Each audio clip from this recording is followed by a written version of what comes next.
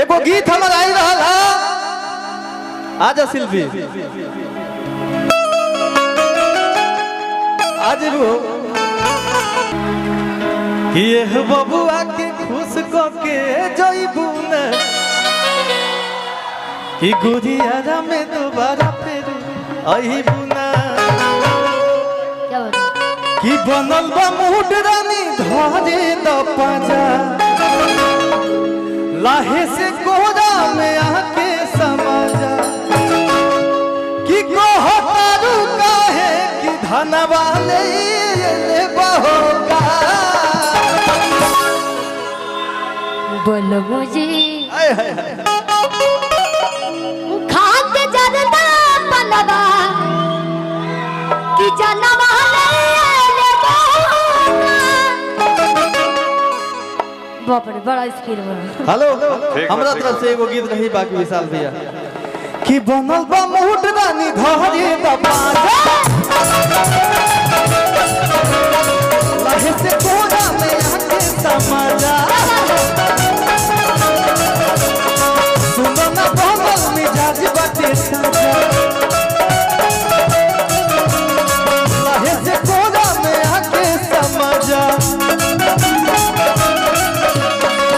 कहतारू काहे कि धनवा ले बहोगा कहतारू काहे कि धनवा ले बहोगा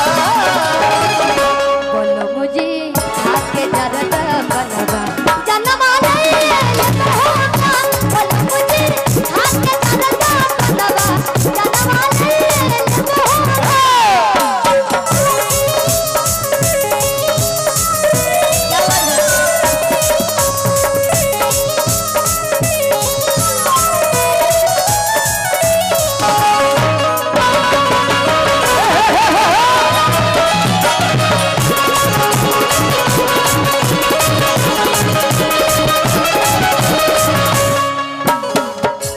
अरे ऐसे ना भीतर के फीलिंग जगावा सुनो सुबनिया ना ऐसे सतावा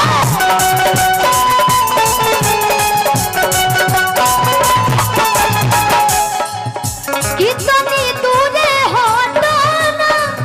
ए रानी को राधा के तू सहताना ओह पारू बतिया मनवा ले बहोगा ओह पारू बतिया मनवा ले बहोगा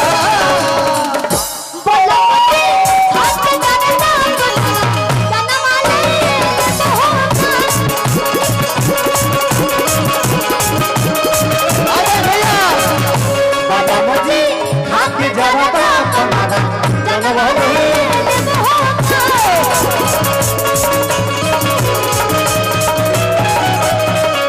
बोलो मजी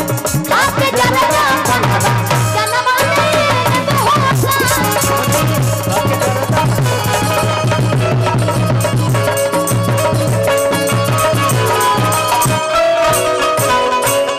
आई हम कोनो बड़ा कलाकार ना है मुंह से छोटा मुंह से कोनो बड़ा बात निकल गई लोके तो ओकरा खातिर पैर छू के माफी चाहतनी विशाल गगन जी।